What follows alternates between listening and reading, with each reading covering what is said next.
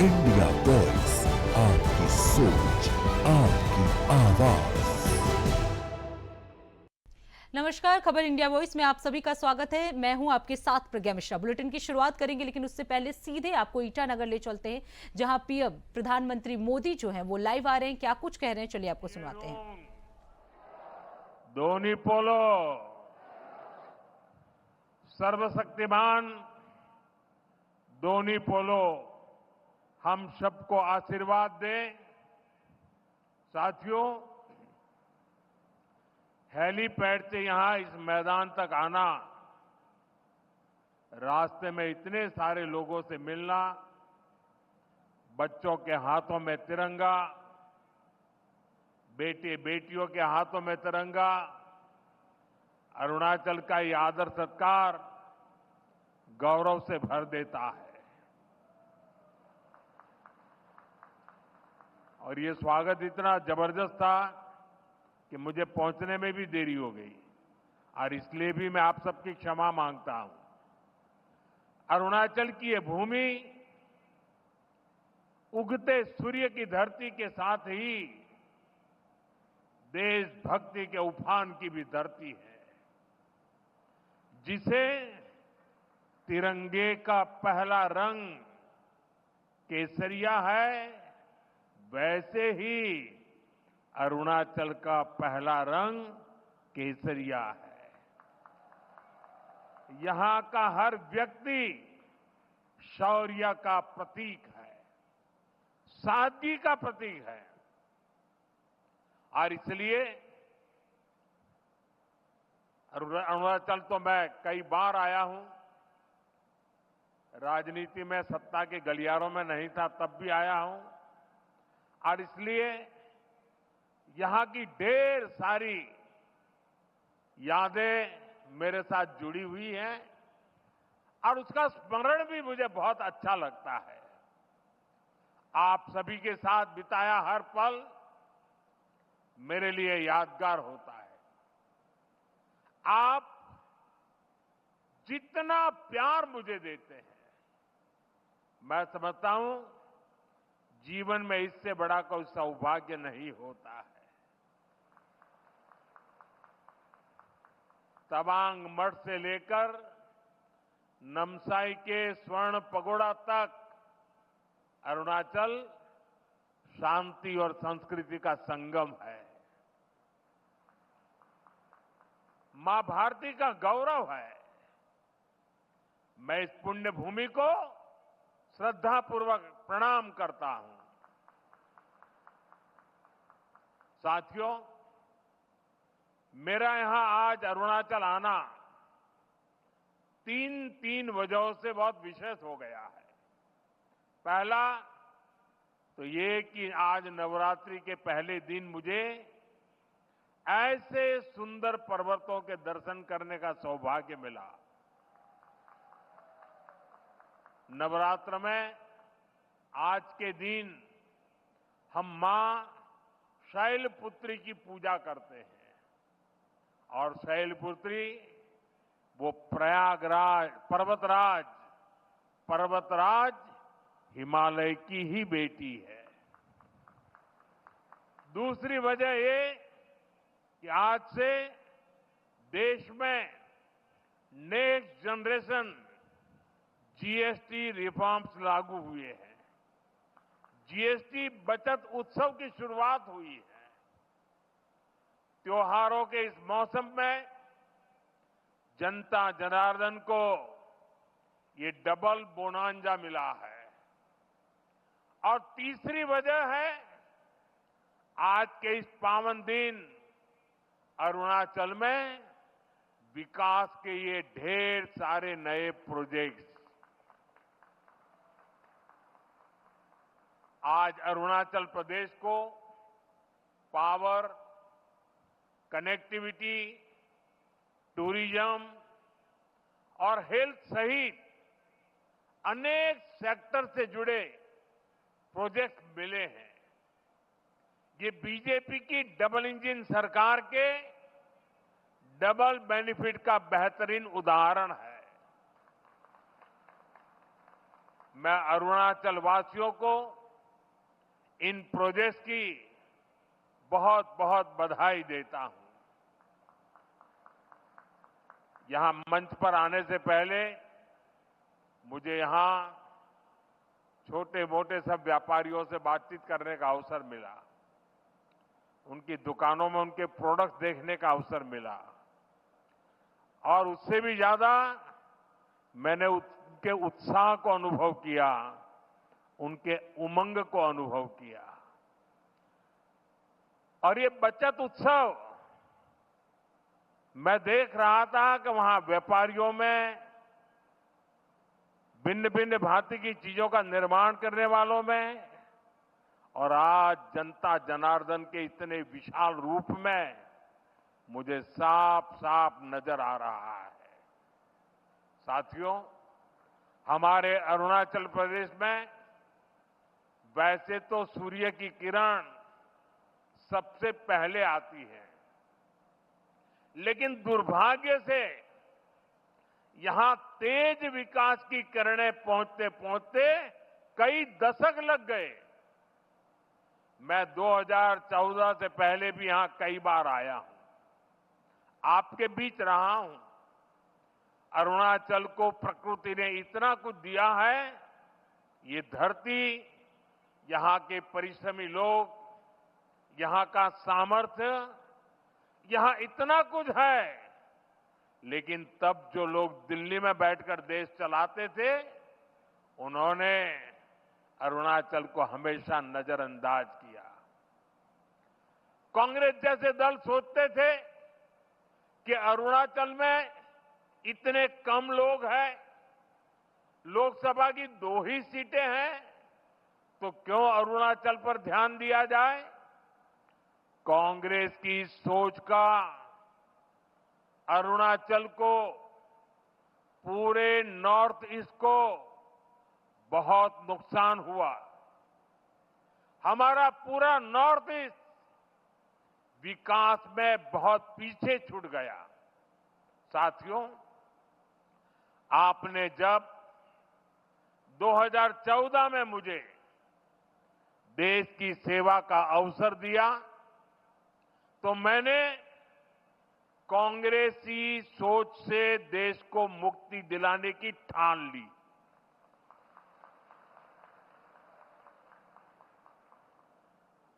हमारी प्रेरणा किसी राज्य में वोटों और सीटों की संख्या नहीं, नेशन फर्स्ट की भावना है। देश पहले हमारा एक ही मंत्र है, नागरिक देवो भव। जिनको कभी किसी ने नहीं पूछा, उसको मोदी पूजता है।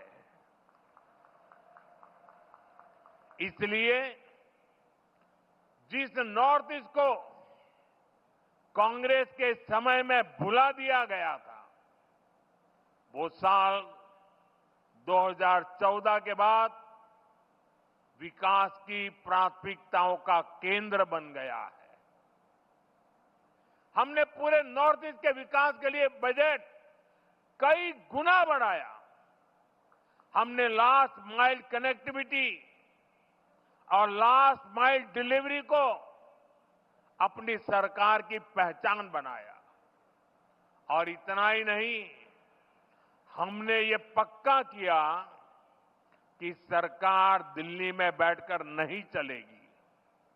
अफसरों को, मंत्रियों को ज्यादा से ज्यादा नॉर्थ ईस्ट आना होगा, यहां रात्रि मुकाम करना होगा। साथियों, कांग्रेस सरकार के समय में 2-3 महीने में एकाध बार कोई मंत्री नॉर्थ ईस्ट आता था।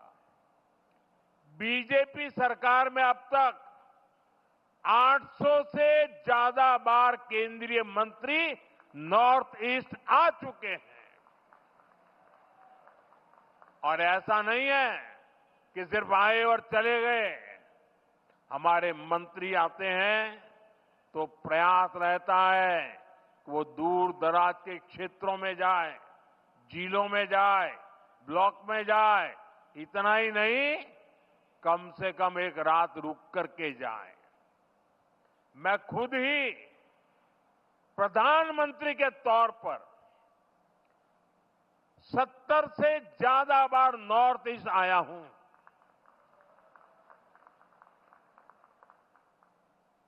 अभी पिछले हफ्ते ही मैं मिजोरम, मणिपुर और असम गया था और रात गुवाहाटी में रुका था। नॉर्थ ईस्ट मुझे दिल से पसंद है और इसलिए हमने दिल की दूरी भी मिटाई है, दिल्ली को आपके पास लेकर के आए हैं। साथियों, हम नॉर्थ ईस्ट के 8 राज्यों को अष्टलक्ष्मी के रूप में पूजते हैं। इसलिए इस क्षेत्र को विकास में पीछे नहीं देख सकते। यहां विकास के लिए केंद्र सरकार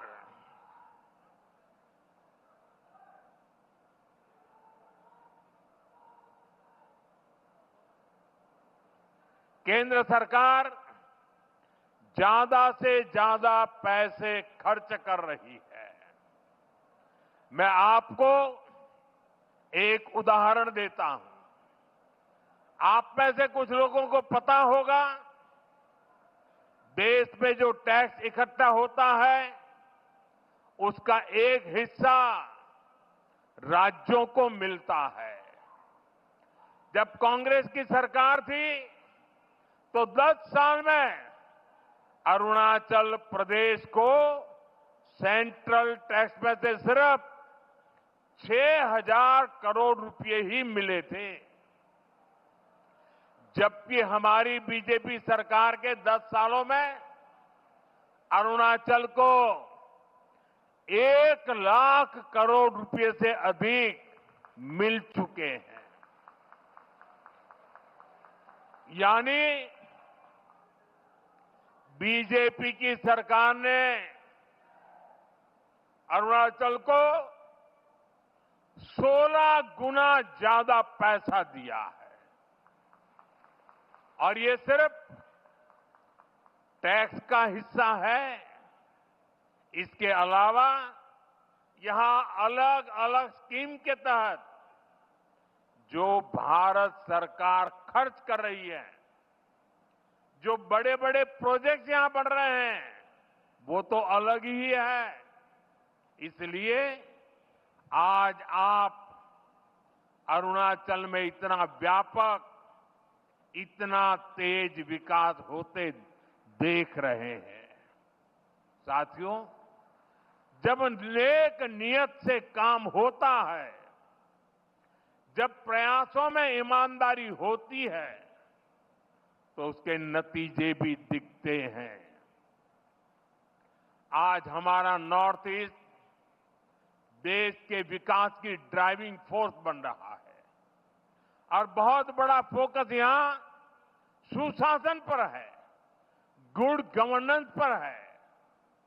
हमारी सरकार के लिए नागरिकों के हितों से बड़ा कुछ भी नहीं। आपका जीवन आसान बने और आसान बने, इसलिए ईज ऑफ लिविंग, आपको आने जाने में मुश्किल ना हो, इसलिए ईज ऑफ ट्रैवल, आपको इलाज में परेशानी ना हो, इसलिए ईज ऑफ मेडिकल ट्रीटमेंट, आपके बच्चों को पढ़ाई में दिक्कत ना हो, इसलिए ईज ऑफ एजुकेशन, आपको व्यापार कारोबार में परेशानी ना हो, इसलिए ईज ऑफ डूइंग बिजनेस। इन सारे लक्ष्यों को लेकर यहां डबल इंजन की बीजेपी सरकार काम कर रही है। जिन इलाकों में पहले कोई सड़कों की सोच भी नहीं सकता था, आज वहां अच्छे हाईवे बन रहे हैं। सेला टनल जैसा इंफ्रास्ट्रक्चर कुछ साल पहले तक ये सोचना भी असंभव था, लेकिन आज सेला टनल अरुणाचल की पहचान बन चुकी है। साथियों, केंद्र सरकार का प्रयास है कि अरुणाचल सहित नॉर्थ ईस्ट के दूर दराज के इलाकों में हेलीपोर्ट बने, इसलिए इन क्षेत्रों को उड़ान स्कीम से जोड़ा गया है। यहां जो होलोंगी एयरपोर्ट है, वहां भी नई टर्मिनल बिल्डिंग बन चुकी है। अब यहां से सीधे दिल्ली को फ्लाइट मिलती है।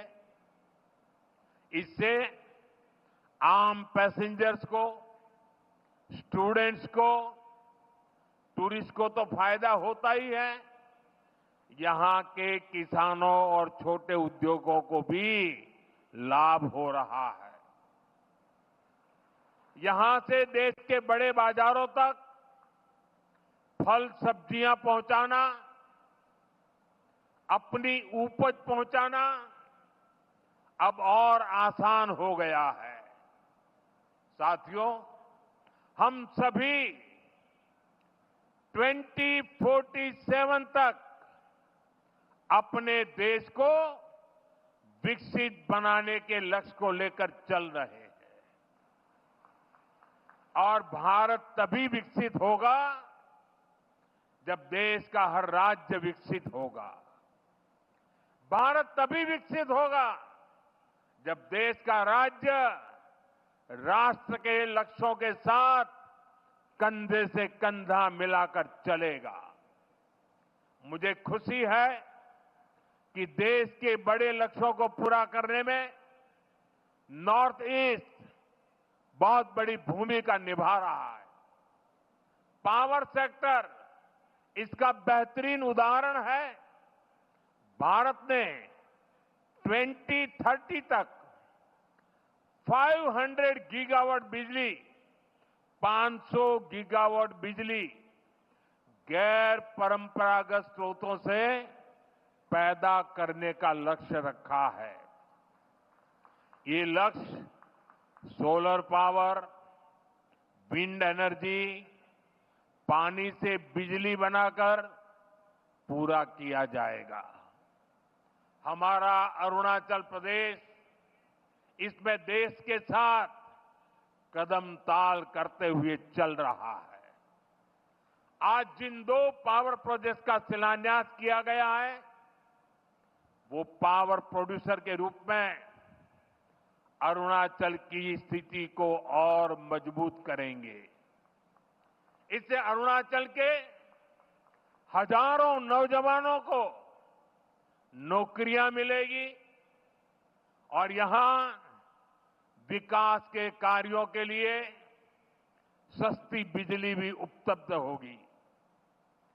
कांग्रेस की एक पुरानी आदत है कि विकास का जो भी काम मुश्किल होता है,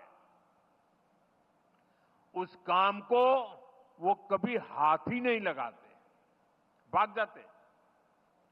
कांग्रेस की इस आदत का नॉर्थ ईस्ट को, अरुणाचल को भी बहुत नुकसान हुआ। जो मुश्किल इलाके होते थे, जो पहाड़ों में हो, ये जंगलों के बीच हो, जहां विकास के काम करना चुनौती होता था, उन क्षेत्रों को कांग्रेस पिछड़ा घोषित करके भूल जाती थी। इसमें देश के ट्राइबल इलाके, नॉर्थ ईस्ट के जिले सबसे अधिक थे। जो बॉर्डर से सटे गांव थे, उनको देश के लास्ट विलेज कहकर कांग्रेस अपना पल्ला झाड़ लेती थी और ऐसा करके कांग्रेस अपनी नाकामियों को छुपा ले जाती थी। यही कारण है कि आदिवासी क्षेत्रों से, बॉर्डर के एरिया से लोगों को निरंतर पलायन होता गया। साथियों, हमारी सरकार ने, बीजेपी ने इस अप्रोच को भी बदल दिया। जिनको कांग्रेस बैकवर्ड डिस्ट्रिक्ट कहती थी, हमने उनको एस्पिरेशनल डिस्ट्रिक्ट बनाया और वहां विकास को प्राथमिकता दी गई। बॉर्डर के जिन गांवों को कांग्रेस लास्ट विलेज कहती थी, उनको हमने देश के फर्स्ट विलेज माना। इसके अच्छे परिणाम आज हम देख रहे हैं। आज बॉर्डर के गांवों में विकास की नई रफ्तार देखी जा रही है। वाइब्रेंट विलेज प्रोग्राम की सफलता ने लोगों का जीवन आसान बनाया है। अरुणाचल प्रदेश के भी 450 से अधिक ऐसे बॉर्डर विलेजेस में तेजी आई है। वहां रोड, बिजली और इंटरनेट जैसी सुविधाएं पहुंची है। पहले बॉर्डर से शहरों की तरफ पलायन होता था, लेकिन अब बॉर्डर के गांव टूरिज्म के नए केंद्र बन रहे हैं। साथियों, अरुणाचल में टूरिज्म के लिए बहुत संभावनाएं हैं। जैसे जैसे कनेक्टिविटी नए नए इलाकों को जोड़ रही है, वैसे वैसे यहां टूरिज्म बढ़ रहा है। मुझे खुशी है कि बीते दशक में यहां टूरिस्ट की संख्या में 2 गुनी वृद्धि हुई है। लेकिन अरुणाचल का सामर्थ्य नेचर और कल्चर से जुड़े टूरिज्म से भी कहीं ज्यादा है। आजकल दुनिया में कॉन्फ्रेंस और कंसर्ट टूरिज्म की भी बहुत बाढ़ आ रही है, बहुत बढ़ रहा है।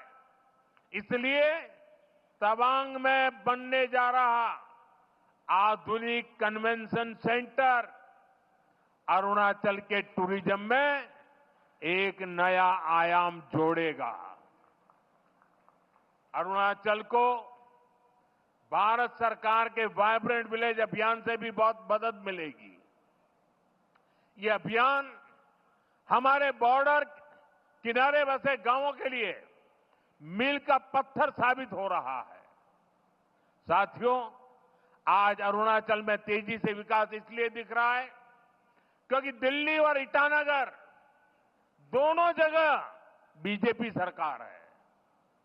केंद्र और राज्य दोनों की ऊर्जा विकास में लग रही है। अब जैसे यहां कैंसर इंस्टीट्यूट का काम शुरू हुआ है, यहां मेडिकल कॉलेज बन रहे हैं, आयुष्मान स्कीम से यहां अनेक साथियों को मुफ्त इलाज मिल रहा है। ये केंद्र और राज्य के डबल इंजन से संभव हो पा रहा है। साथियों, डबल इंजन सरकार के प्रयासों से ही अरुणाचल अब कृषि और बागवानी में आगे बढ़ रहा है। यहां के कीवी, संतरे, इलायची, पाइनएप्पल अरुणाचल को नई पहचान दे रहे हैं। पीएम किसान सम्मान निधि का पैसा भी यहां के किसानों के बहुत काम आ रहा है। साथियों, माताओं, बहनों, बेटियों को सशक्त करना हमारी बहुत बड़ी प्राथमिकता है। देश में 3 करोड़ लखपति दीदियां बनाने, ये बहुत बड़ा मिशन है, लेकिन ये मोदी का मिशन है। मुझे खुशी है कि पेमा खांडू जी और इनकी टीम इस मिशन को भी गति दे रही है। यहां बड़ी संख्या में वर्किंग वुमेन हॉस्टल बनाने का जो काम शुरू हुआ है, उससे भी बेटियों को बहुत सुविधा होगी। साथियों, यहां बहुत बड़ी संख्या में माताएं बहनें आई हैं। मैं आपको जीएसटी बचत उत्सव की फिर से एक बार बधाई दूंगा। नेक्स्ट जनरेशन जीएसटी रिफॉर्म का भी बहुत बड़ा फायदा उन्हें ही मिलने वाला है। आपको अब हर महीने घर के बजट में बहुत राहत मिलने वाली है। किचन का सामान हो, बच्चों की पढ़ाई की चीजें हो, जूते कपड़े हो, अब ये और सस्ते हो गए हैं। साथियों, आप साल 2014 के पहले के दिन याद करिए, कितनी सारी परेशानियां थी। महंगाई आसमान छू रही थी, चारों तरफ महा घोटाले हो रहे थे और तब की कांग्रेस सरकार जनता पर टैक्स का बोझ बढ़ाती ही जा रही थी। उस समय साल में 2 लाख रुपए कमाने पर भी इनकम टैक्स लग जाता था। ये मैं 11 साल पहले की बात कर रहा हूं। 2 लाख रुपया अगर कमाया आपने तो आपको इनकम टैक्स देना पड़ता था। और आम जरूरत की कई चीजों पर कांग्रेस की सरकार 30% से अधिक टैक्स लेती थी। बच्चों की टॉफी पर भी इतना टैक्स लगाया जाता था। साथियों, तब मैंने कहा था, मैं आपकी कमाई और आपकी बचत दोनों को बढ़ाने का काम करूंगा। बीते सालों में देश के सामने अनेक बड़ी बड़ी चुनौतियां आई, लेकिन हम इनकम टैक्स घटाते गए। इसी साल हमने, अब विचार कीजिए, 11 साल पहले 2 लाख, इसी साल हमने 12 लाख रुपए तक की वार्षिक आय पर इनकम टैक्स 0 कर दिया।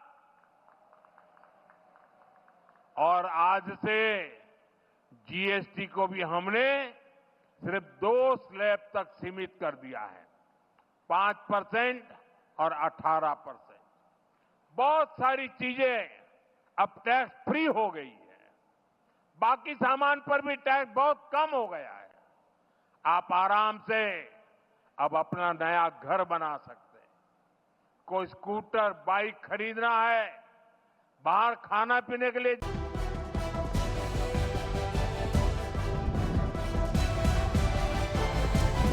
इंडिया वॉइस, आपकी सोच, आपकी आवाज।